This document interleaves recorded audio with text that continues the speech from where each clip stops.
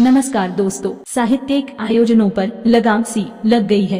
इसी को ध्यान में रखते हुए सामाजिक संगठन केसीएन क्लब की उपशाखा निर्झरिणी द्वारा कविता एवं साहित्यिक प्रोत्साहन हेतु कवियों की चौपाल की शुरुआत की है। तो आइए देखते हैं। This program is co-sponsored by Serech Overseas Limited. Serech stands for quality products. Plot number 129 Tarapur MIDC, Boisar, Maharashtra for 01506. नमस्कार दोस्तों, आपका स्वागत है आज के कार्यक्रम कवियों की चौपाल में।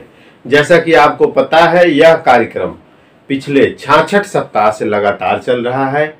इस कार्यक्रम का आयोजन राष्ट्रीय सेवाभावी संगठन केसीएन क्लब की उप शाखा, जो कला और साहित्य को प्रोत्साहन देती है, निर्झरिणी द्वारा निरंतर चलाया जा रहा है। कोरोना के काल में जब विषम परिस्थितियों में सभी कवि, साहित्यकार और संगीत के मर्मज्ञ लोग अपने घरों में कैद हो गए थे, ऐसी स्थिति में लोगों की आवाज को जन जन तक पहुंचाने के लिए निर्झरिणी द्वारा यह उठाया गया एक बड़ा प्रयास था और इसके फलस्वरूप आज हम इस विजय पताका को निरंतर आगे लेते जा रहे हैं। आप सभी का स्वागत है आज के कार्यक्रम में। और आज का जो दिन विशेष है, देखिए, महीने में एक दिन ऐसा आता है जब हम किसी विशेष कवि को अपने इस पटल पर विषय परक और ज्ञान परक व्यक्तित्व को रखते हैं। और आज हमारे व्यक्ति विशेष के तौर पर पुराने कवि रहीम दास जी हैं, जिनको अब्दुल रहीम खान खाना के नाम से जाना जाता है। 1500 और 1600 के दशक के बीच इनका जन्म और मृत्यु है।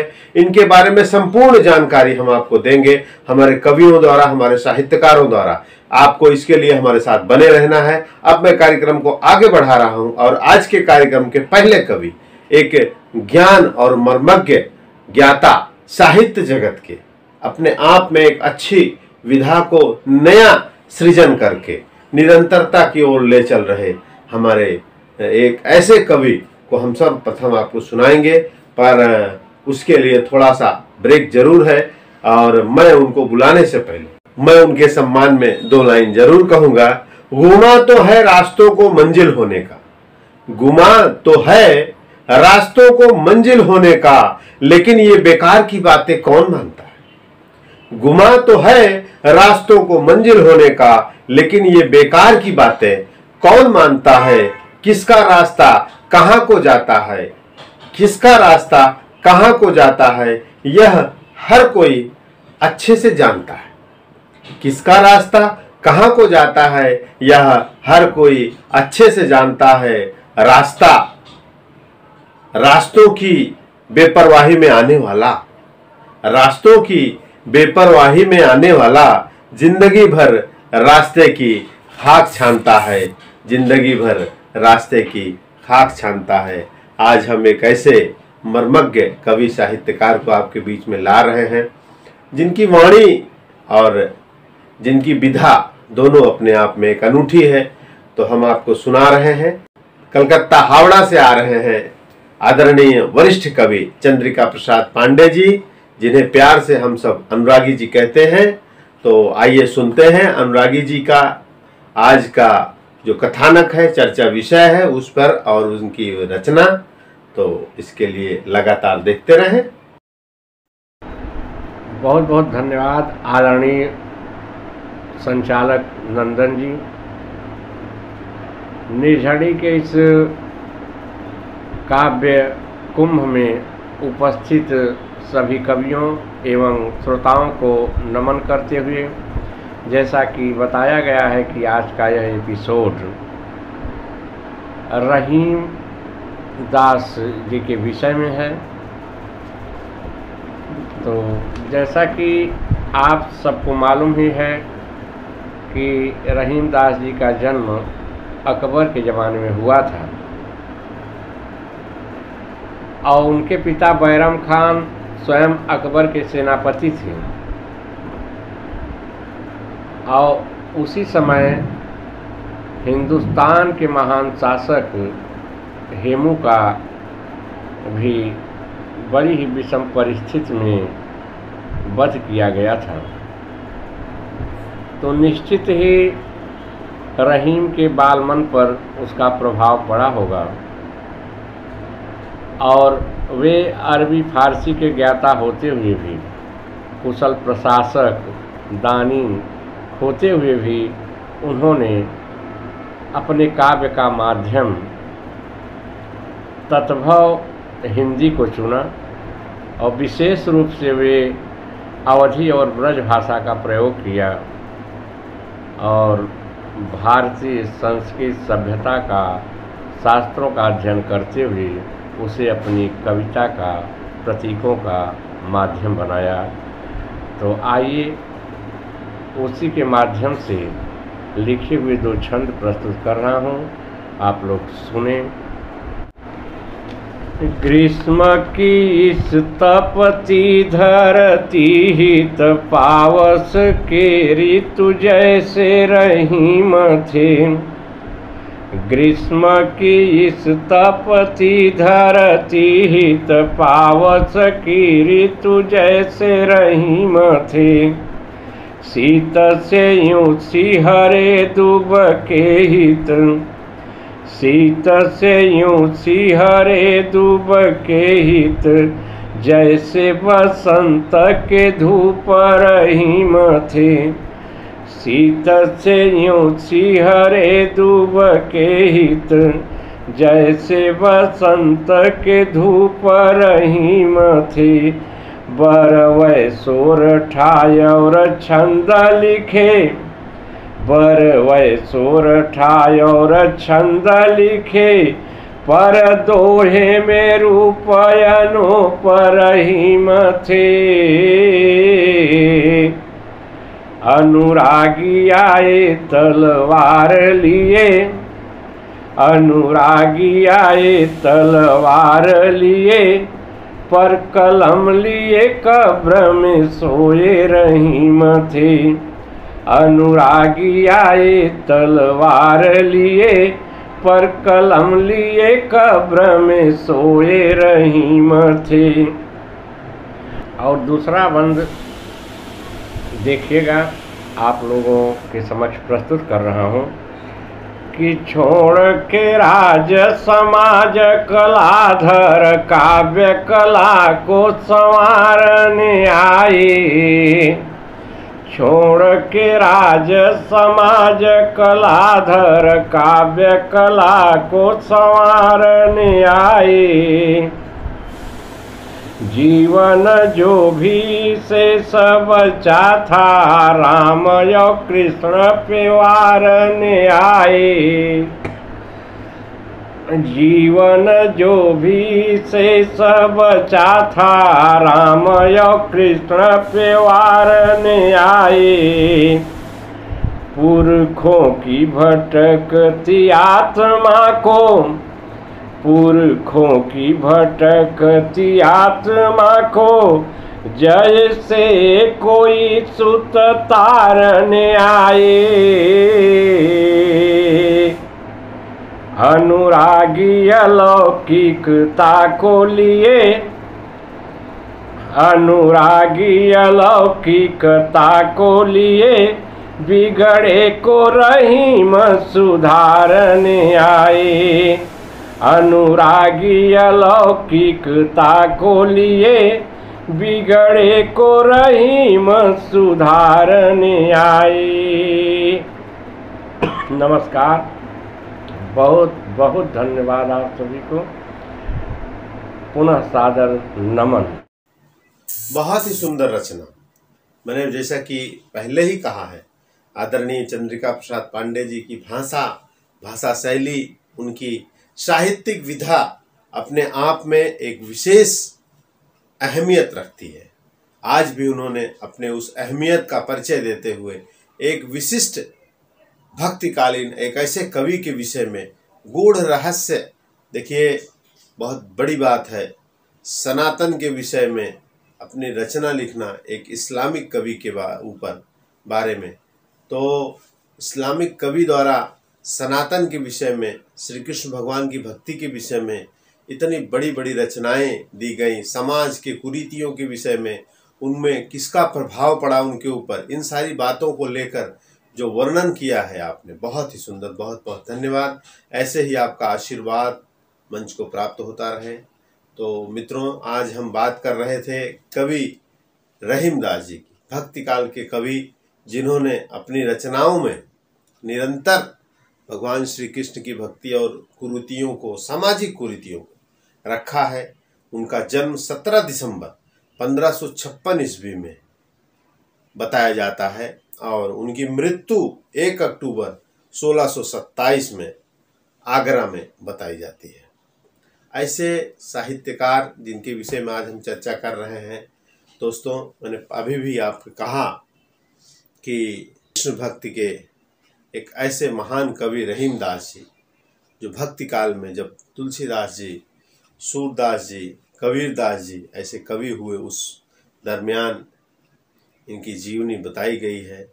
और जिस तरह से उन्होंने अपने जीवन काल में साहित्य की जिन पहलुओं को उजागर किया, उससे उनके हृदय की स्थिति को समझा जा सकता है।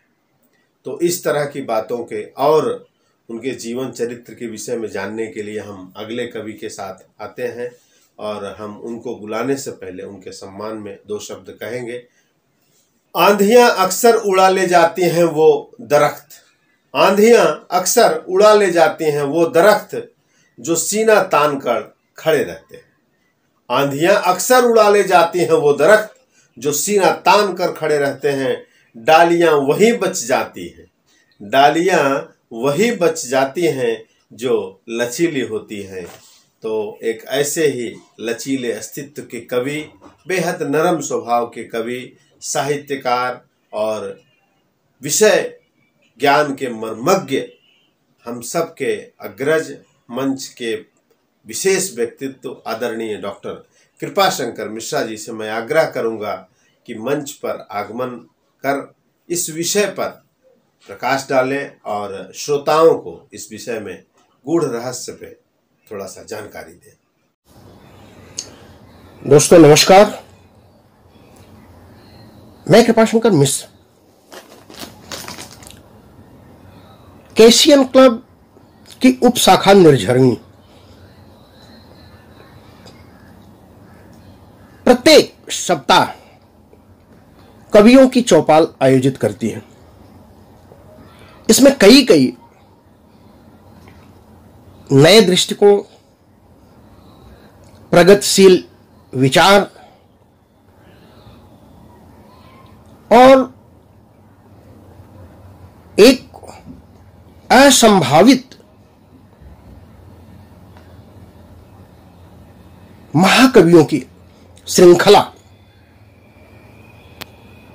अब तक जो हमने देखा, आचार्य गोस्वामी तुलसीदास जी, सूरदास जी, कबीरदास जी और पिछले महीने श्री रामधारी सिंह दिनकर जी, जिनके विषय में इस निर्झरणी की चौपाल में व्यापक और विधिवत चर्चा हुई। एक तरह की व्याख्यान माला प्रस्तुत की गई और उनके रचना और सृजन साहित्य को विधिवत इस पटल के माध्यम से लोगों में बांटा गया, पहुंचाया गया। आने वाले हमारे नए युवा,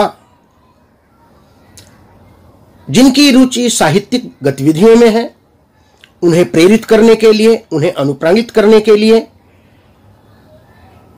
यह कवियों की चौपाल पिछले 65 सप्ताहों से आयोजित की जा रही है। और आज इस पटल पर जिस महान भक्त कवि को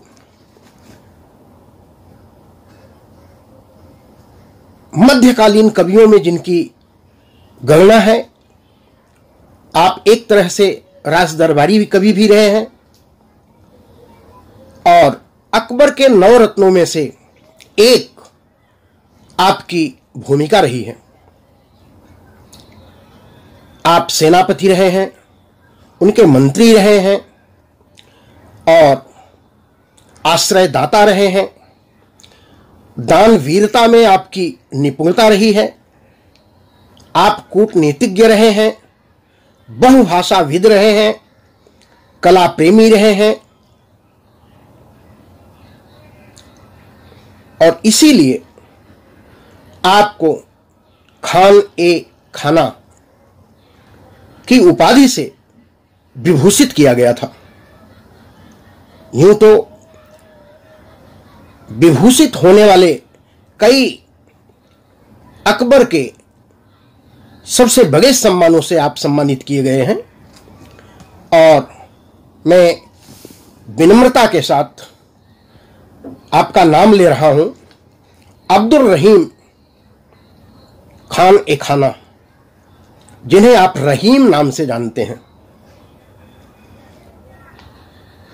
रहीम अपने जीवन क्षेत्र में मैं थोड़ी सी इनकी जो पृष्ठभूमि है वो बताते हुए आपको आगे लेके चलूंगा, क्योंकि बिना किसी रचनाकार की पृष्ठभूमि को जाने हुए आप उसके विचार, उसके दर्शन, उसकी रचना धर्मिता को पहचानने में मुश्किल आती है। तो मैं आपको बताऊं कि अब्दुल रहीम खान ए खाना रहीम जी का जन्म 1556 ईस्वी में लाहौर में हुआ था। 1556 ईस्वी, और इनकी मृत्यु 1627 ईस्वी में आगरा में हुई थी, और इनका मकबरा दिल्ली में बनाया गया था। इनकी माता जमाल खान की बेटी थी सुल्ताना बेगम। मैं सुल्ताना जी के विषय में फिर से बताऊंगा। इनके पिता का नाम था बैरम खां। बैरम खां मुगल सल्तनत के सबसे महान शासक के सबसे महान संरक्षक।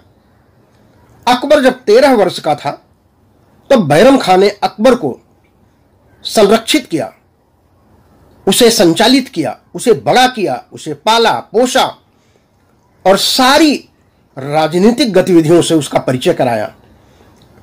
लेकिन दुर्भाग्यवश उसके 60 वर्ष की अवस्था में उसका कत्ल कर दिया जाता है,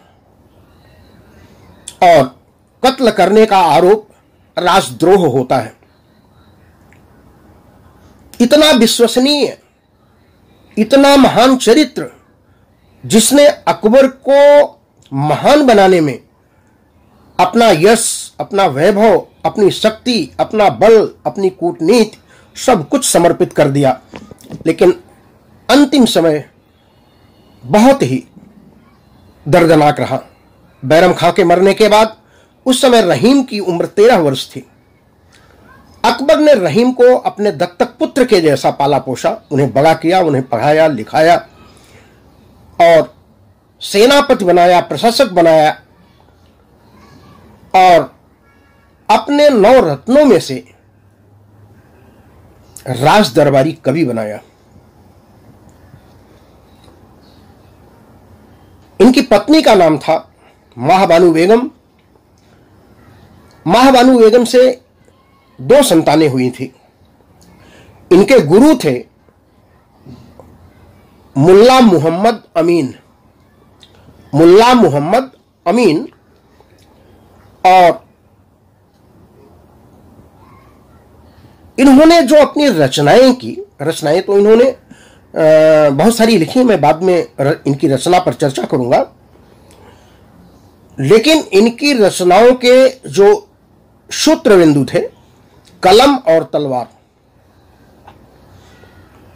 हमारी संस्कृति में शस्त्र और शास्त्र का विवेचन मिलता है। अगर साहित्य के साथ शस्त्र नहीं जुड़ा है तो शक्तिशाली भाषा, शक्तिशाली प्रभाव उसका नहीं हो सकता है।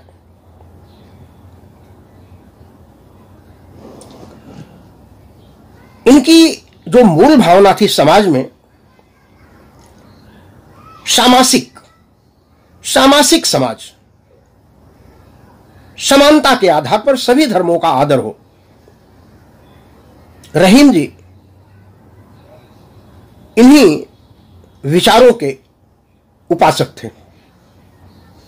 इनके जीवन सूत्र में एक और बात थी, प्रेम,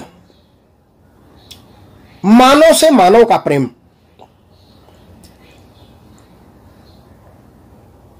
रहीम का अर्थ ही होता है रहम करने वाला, दयालु, ईश्वर। रहीम ने अपने सृजन काल में जो उनकी विचारधाराएं थी, भले वो शारीरिक रूप से मुगल शासन में अकबर के दरबार के 9 रत्नों में से एक रहे हों, लेकिन उनका अंतर्मन, उनकी अंतरात्मा हिंदी, मैं कहूंगा हिंदुत्व के जो धार्मिक अनुप्राण थे, रामायण, गीता, महाभारत, उपनिषद, इनका उन्होंने गहन अध्ययन किया था। और इन्हीं उद्धरणों के साथ अपनी बातों को कहते थे। वो कृष्ण भक्ति काल के कृष्ण कवि, कृष्ण भक्त कवि थे ये। और इन्होंने अपने दोहे में, अपनी रचनाओं में लौकिकता के साथ अलौकिकता को उजागर किया। जीवन भर जब तक ये जिए, भारतीय जीवन का यथार्थ हिंदू जीवन मानते थे, हिंदू दर्शन मानते थे। हिंदू दर्शन का जो समृद्ध यशस्वी जीवन पद्धति है, रहीम जी उसके अनुप्रेरक थे। उसकी प्रेरणा से वो अपनी बातों को लोगों तक पहुंचाते थे। कई उन्होंने जो अपने दोहे लिखे, अपने दोहों के माध्यम से रहीमदास जी बहुत ज़्यादा प्रगतित हुए। क्षमा बगन को चाहिए छोटन को उत्पात, का रहीम हरि को घट्यो जो भृगुमारी लात। का रहीम हरि को घट्यो जो भृगुमारी लात। तो इनकी खान ए खाना ये उपाधि थी। एक तरह से ये हुमायूं के ना अंतरंग, इनके पिताजी हुमायूं के अंतरंग मित्रों से थे और सुल्ताना इनकी सगुआइन, मतलब हुमायूं और बैरम खान एक तरह से साधु भाई थे। 1561 में बैरम खान का गुजरात में कत्ल कर दिया जाता है और इसकी हत्या की थी मुबारक खान ने। मुबारक खान ने बैरम खान की हत्या कर दी थी।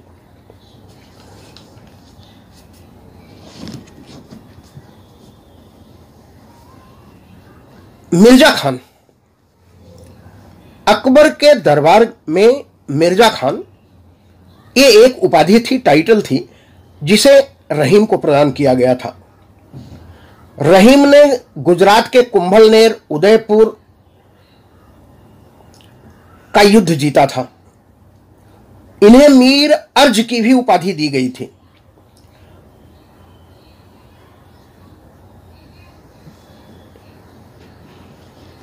इनके संस्कृत के गुरु बदायूनी थे। सवैया, सोरठा, छप्पय, बरवे छंदों में इनके कवित्व की रचनाएं हुई हैं।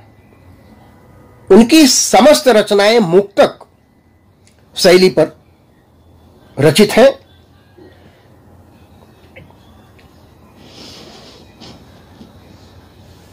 अकबर की जब मृत्यु हो जाती है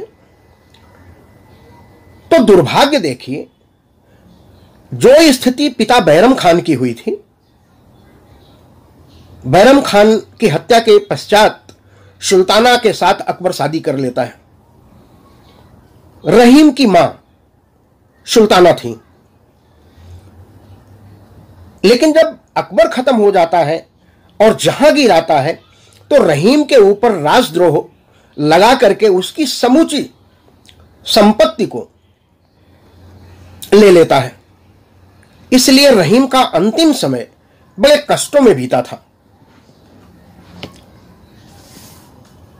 रहीम अरबी, फारसी, उर्दू और संस्कृत के बड़े प्रबुद्ध विद्वान थे। रहीम सतसई, श्रृंगार सतसई, मदनाष्टक, रास पंचाध्यायी, रहीम रत्नावली, बरवे और इन्होंने नाट्य काव्य में नायिका भेद के रचनाएं की हैं। इनकी रचनाएं खड़ी बोली, ब्रजी और अवधी में हुई हैं।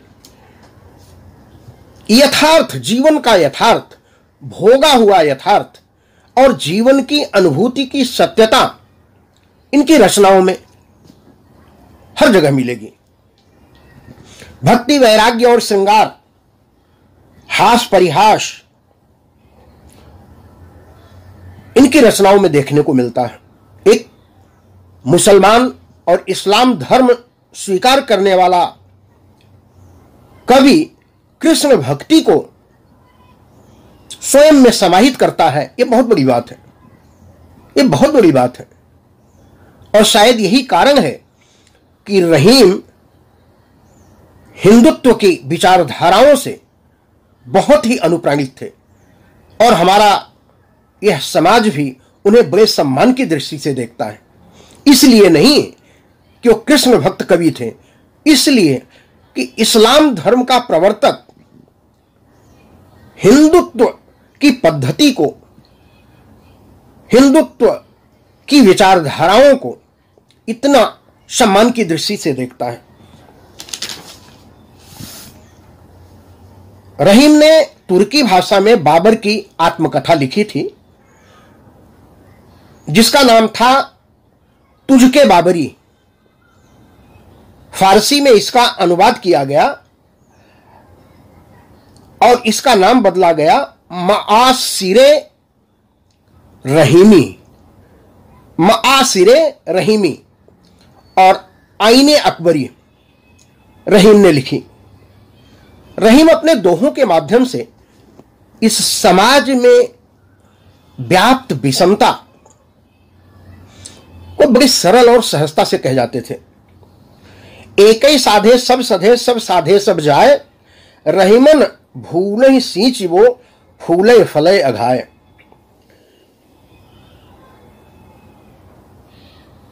अब रहीम मुश्किल परी, गाढ़े दो काम, सोचे से तो जग नहीं, झूठे मिले न राम। ये मनुष्य की ऐसी स्थिति जब न इधर जा सके न उधर जा सके, उधर देखे तो खाई है, इधर देखे तो पहाड़ है, आखिर में वह व्यक्ति कहां जाए। ऐसे समय रहीमदास जी लिखते हैं,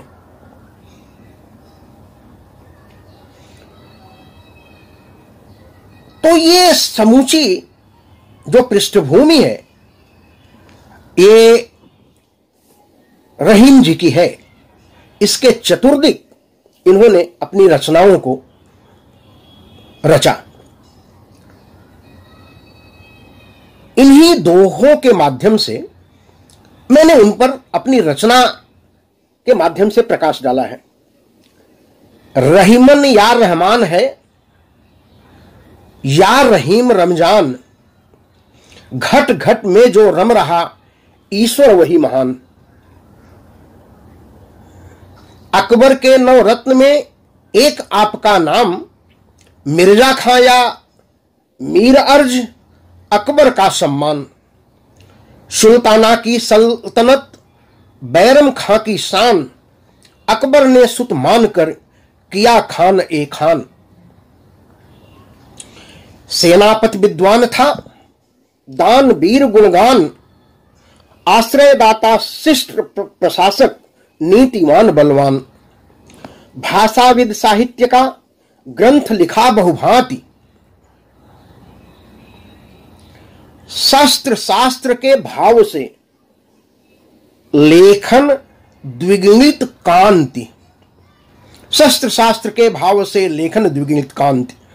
अंत समय की वह व्यथा, राजद्रोह अपमान, जहांगीर ने ले लिया दिया हुआ सम्मान। रचनाएं इतनी दिया, नाट्य काव्य श्रृंगार, दोहे बरवे छंद से दिया अनुष्टुप प्यार। कृष्ण स्नेह से रहीमनी, अकबर के एक रत्न, दरबारी कवि थे भले, शासक रहे अभिन्न। भावों की अनुभूति को दिया सत्य का रूप, मन से मानो जो जय, वही राम का दूत। अरबी, उर्दू, फारसी, संस्कृत के विद्वान, मदनाष्टक, पंचाध्यायी, सतसैया सा ज्ञान, ब्रज अवधि में लिख दिया भक्ति ज्ञान वैराग। कृष्ण भक्ति के पद लिखे, बरवे का अनुराग। ये कुछ दोहे थे जिन्हें मैंने अपनी रचना के माध्यम से रहीम के कृतित्व पर प्रकाश डाला है। जो उर्दू, फारसी, अरबी का अद्भुत ज्ञान रखता था, जो उर्दू, फारसी, अरबी का अद्भुत ज्ञान रखता था जिसका तन मुसलमानी, हृदय हिंदुत्व रखता था शस्त्रों का बड़ा ज्ञाता, मगर वह शस्त्र रखता था, बड़ा साधक सुजानी था, सभी का मान रखता था।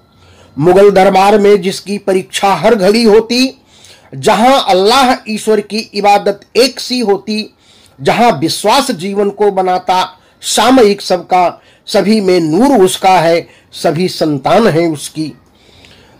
रमा जिसका हृदय रब में, उसे चिंता नहीं जग की। रमा जिसका हृदय रब में, उसे चिंता नहीं जग की। सभी का एक रक्षक है, उसी पर आस है सबकी, लगी है बाजियां सबकी। कहां पर धन की दौलत है, जन्म पाया है मानव का, उसे जप ले अरे अब की, उसे जप ले अरे अब की। जो सेनापति हो अकबर का, लगाई जीत कर आया, मिले सम्मान इतने शौर्य का डंका बजा आया। बड़ी ही बुद्धिमत्ता से नमक का रिंग चुकाया था, तभी नौ रत्नों में से एक वह रहीमन कहाया था। सृजन साहित्य की जिसने विरासत दी जमाने को, रमी थी कृष्ण में भक्ति, समर्पित भव उठाने को। कोई इस्लाम का बंदा सभी धर्मों का कायल हो, अजूबा है जगत का यह खुदा ईश्वर मिलाने को। हकीकत यह मुगल की है, हकीकत यह मुगल की है, न बैरम खान को छोड़ा। दिया जो जिंदगी अपनी, उसी की जिंदगी ले ली। यही तो व्यूह रचना की जहांगीरी ने उससे भी लगा आरोप द्रोही का, हड़प जागीर सब कर ली। जहां गुणवान होना भी निमंत्रण मृत्यु को देता, जहां निष्ठा वफादारी अदावत दृष्टि को देता, वहां भी लोग इतने बाअदब से नाम लेते हैं। जहां होती परीक्षा पास को भी फेल कर देते, जहां होती परीक्षा पास को भी फेल कर देते। रहीमन विपदा हो भली जो थोड़े दिन होए, हित अनहित या जगत में जान परत सब कोय। दोस्तों, यह रहीम के विषय में जिन्होंने हमें, हमारे समाज को, हमारी संस्कृति को अनुपम और अनुकरणीय भेंट प्रदान की, मैं उन्हें सादर नमन करता हूं।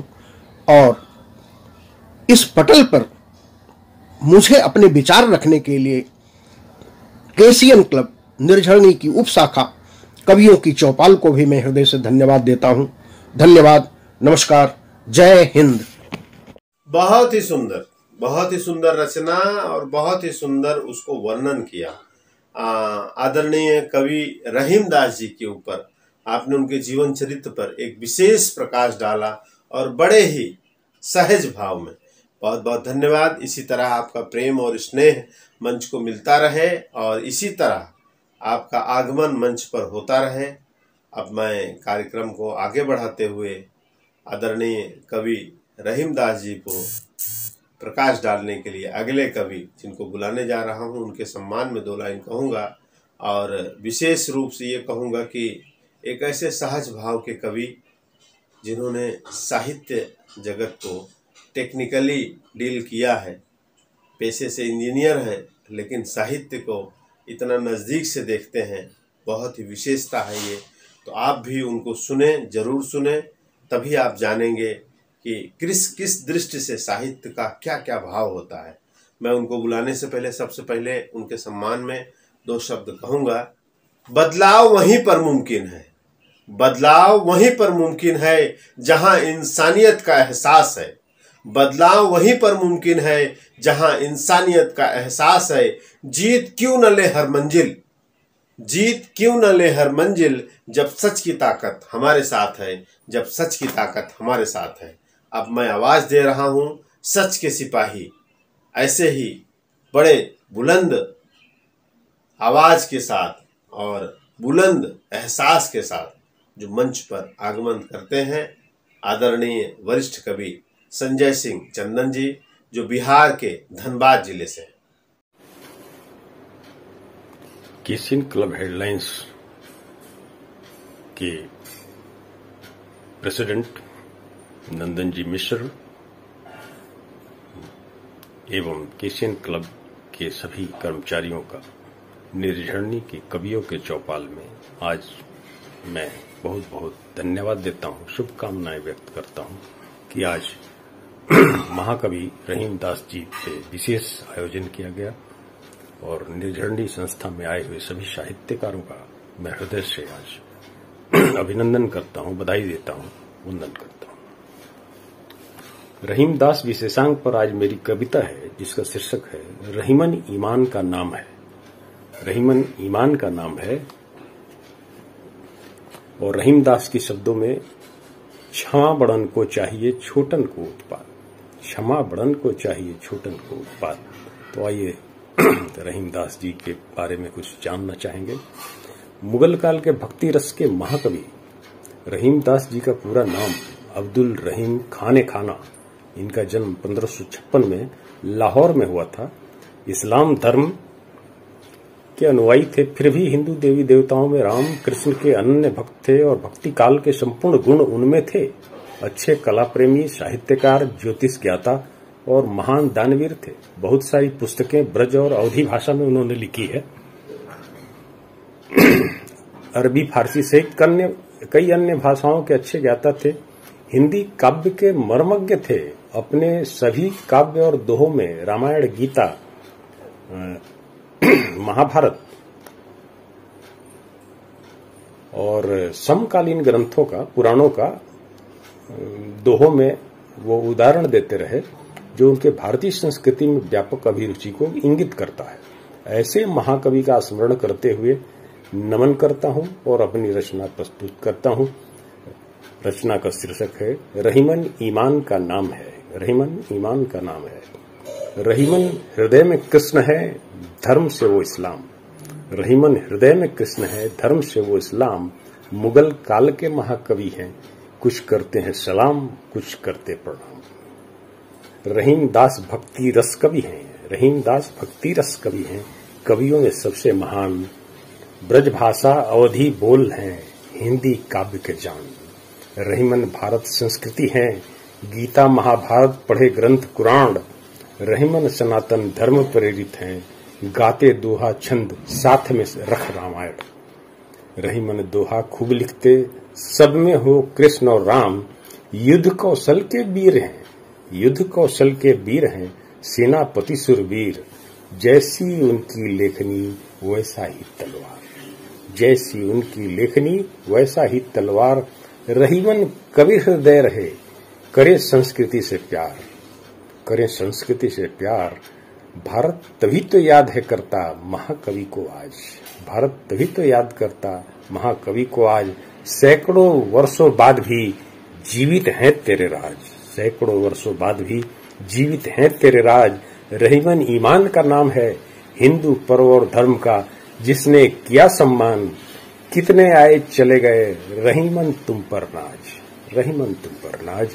राम कृष्ण को खूब पढ़े तभी जीवित हो आज, राम कृष्ण को खूब पढ़े तभी जीवित हो आज। रहीमन हृदय पवित्र है, रखते धर्म धर्म का मान। काव्य जगत के महारथी रहीम दास सम्मान। रहीमन ज्ञान के खान हैं, भक्ति के रसगान, भक्ति के रसगान। रहीमन ज्ञान के खान हैं, भक्ति के रसखान, भक्ति के रसखान। रहीमन धर्म को जानिए, शब्द छंद को मानिए, मंत्र को पहचानिए। रहीमन धर्म निरपेक्ष विचार दिए हैं ये पैगाम। रहीमन धागा प्रेम का मत तोड़ो चटकाए, टूटे पे फिर ना जुड़े, जुड़े गांठ परी जाए। अद्भुत तेरे विचार, अद्भुत तेरे विचार। नमस्कार, धन्यवाद। बड़ा ही सुंदर वर्णन। देखिए, आज कवि भक्ति काल के कवि रहीमदास जी के ऊपर प्रकरण चल रहा है। अकबर के कालीन और हुमायूं के समकालीन जिनका बचपना बीता था, ऐसे कवि पिता की छत्र छाया न रही, बादशाह की छत्र छाया में जीवन जिया और बादशाह के शरण में प्रेम और स्नेह पाकर सनातनी साहित्य, हिंदी साहित्य को अपनाया। यह अपने आप में एक विशेषता है और मैं ऐसे कवि के विषय में आज हम सब चर्चा कर रहे हैं जिनके विषय में हर व्यक्ति को जानना जरूरी है, क्योंकि आज समसामयिक तौर पर सामाजिक एकता के नाम पर कहीं कोई आवाज़ नहीं आ रही है। ऐसी स्थिति में जानना बहुत ज़रूरी है कि अब्दुल रहीम खान खाना, जिन्हें हम रहीमदास जी कहते हैं, जिन्होंने कृष्ण भक्ति पर अपना जीवन निवार दिया, जीवन बिता दिया, ऐसे कवि ने भगवान श्री कृष्ण की भक्ति में क्या देखा, सनातन धर्म में क्या देखा, सहजता देखा, प्रेम देखा, स्नेह देखा, क्या देखा, क्यों ऐसा उन्होंने किया, इन सब बातों को उजागर करने के लिए हमारे अगले साहित्यकार कवि मंच पर आ रहे हैं। उनको सुनने से पहले मैं दो शब्द उनके सम्मान में कहूँगा। जब इश्क करता हूँ, जब इश्क करता हूँ तो मैं टूट के करता हूँ, जब इश्क करता हूँ तो मैं टूट कर करता हूँ। ये काम मुझे ज़रूरत के हिसाब से नहीं आता, ये काम मुझे ज़रूरत के हिसाब से नहीं आता। अब मैं आवाज़ दूंगा एक ऐसे महफिल मिजाज और आशिक मिजाज तो नहीं कहूँगा, लेकिन आधे आधे कह सकते हैं। बेहद ही सरल भाव में, मुस्कान भरी आवाज़ के साथ, और आवाज़ बुलंद जरूर है लेकिन खिलखिलाहट के साथ है, हंसा देती है। ऐसे कवि, रोते को हंसाने वाले कवि, व्यंग के प्रकांड ज्ञाता, मंच के वरिष्ठ पदाधिकारी आदरणीय भोलानाथ तिवारी जी को मैं आवाज़ दूंगा, जो मुंबई से हैं, अपनी रचनाओं के साथ मंच पर उपस्थित हों। आज विषय परक बातें हैं तो थोड़ा उनके मुंह से भी हम आदरणीय रहीमदास जी के विषय में सुनेंगे। तो सुनते हैं भोलानाथ तिवारी मूर्धन्य भारतांजलि जी को। नमस्कार, मैं भोलानाथ तिवारी मूर्धन्य आज के चौपाल कार्यक्रम में उपस्थित हूँ।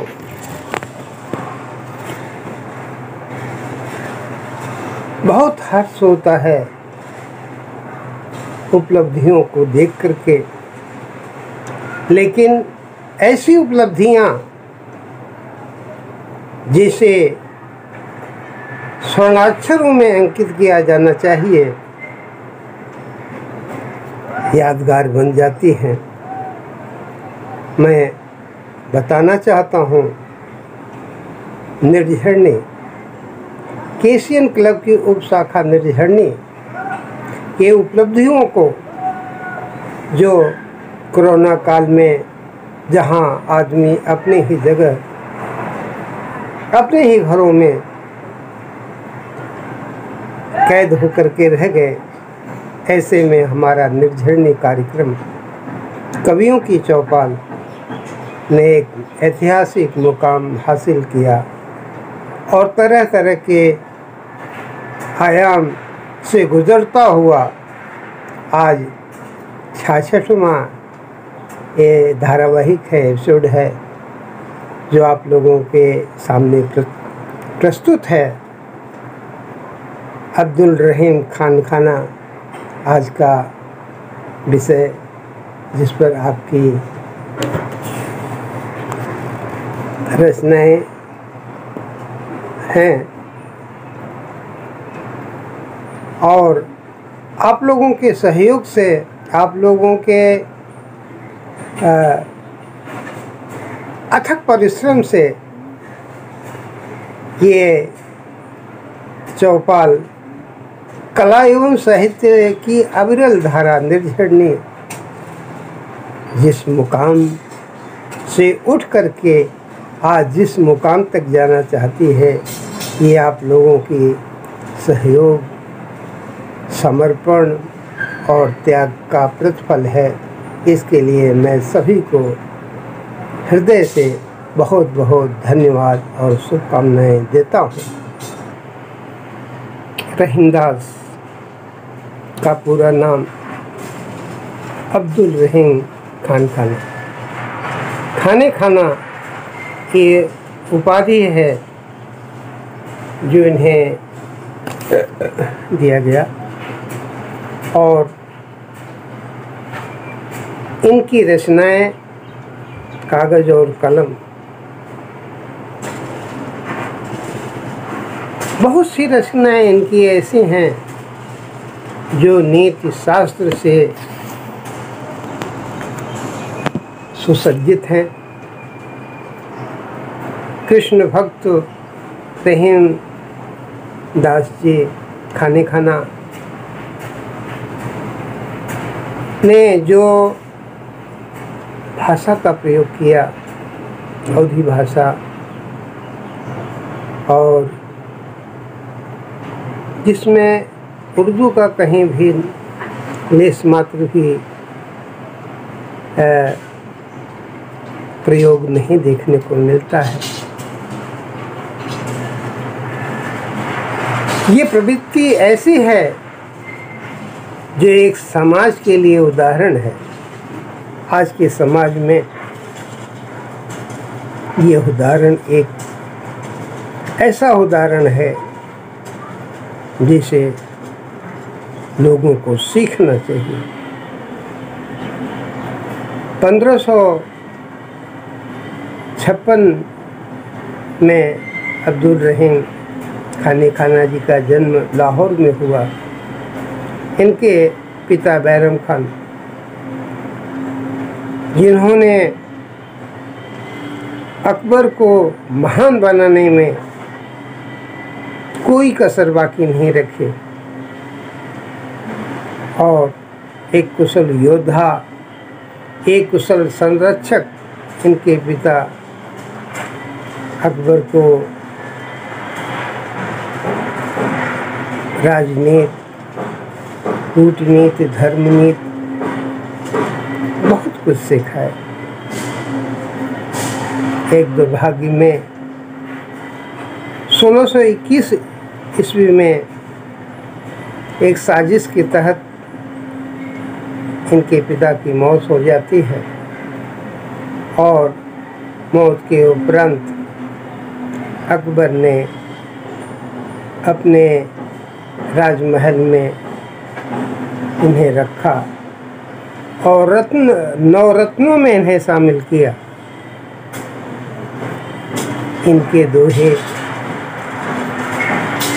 हर तबके के लोगों को पसंद है और गुनगुनाए भी जाते हैं, मुहावरे के रूप में भी इस्तेमाल किए जाते हैं।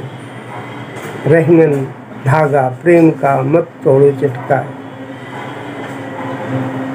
ये उदाहरण दिया जाता है इस्तेमाल किया जाता है, भाषा शैली में इसका प्रयोग होता है। टूटे से फिर ना जुटे, जुटे गांठ पड़ जाए, जिसके कई अर्थ निकलते हैं। बहुत से दोहे इनके ऐसे हैं जो कि समाज के लिए एक दर्पण है। रहीमन बिगड़े दूध से मथे न माखन हो, प्राकृतिक चित्रण है। बिगड़ा हुआ दूध कभी मक्खन नहीं देता। इससे कई अर्थ निकलते हैं, सिर्फ एक अर्थ नहीं है बिगड़े हुए दूध से मक्खन नहीं निकलता।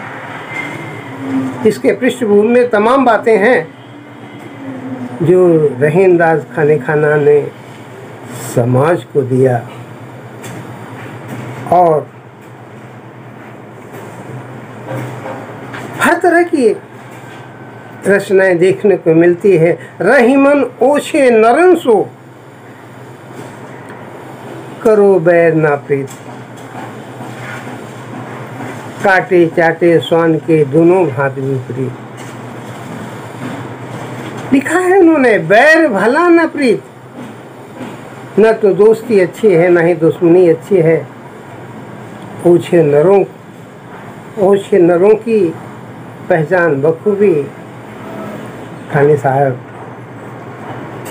रहीमदास जी ने दिया है। तो इनके बारे में जितना भी कहा जाए कम है। और इसी के साथ इस संदर्भ में बातें मैं बंद करता हूँ। बहुत ही सुंदर रचना और बहुत ही सुंदर जानकारी दिया आपने। इन सब जानकारियों के साथ हम आशा करते हैं कि हमारे श्रोतागण आदरणीय रहीमदास जी के विषय में एक पूर्ण नहीं तो एक संक्षिप्त जानकारी उनको जरूर मिली होगी। हमारा मासिक विशेष कार्यक्रम आज समापन की ओर है। हम अगले महीने में फिर से लेके आएंगे एक व्यक्ति विशेष, एक कवि को, एक साहित्यकार को, जिन्होंने अपने जीवन में कुछ ऐसा अनुदान दिया है समाज के लिए, राष्ट्र के लिए, विश्व के लिए और साहित्य के लिए। इसी तरह हमसे जुड़े रहने के लिए धन्यवाद। हमें निरंतर देखने के लिए हमारे चैनल को सब्सक्राइब करें और लगातार ऐसे हमारे साथ बने रहें। हम अच्छी अच्छी कविताएं और अच्छे अच्छे साहित्य, अच्छे अच्छे विषय परक चीज़ें आपको सुनाते रहेंगे। और अब मैं विदा लेने का समय है। हम फिर मिलेंगे अगले सप्ताह इसी समय इसी दिन। तब तक के लिए नमस्कार।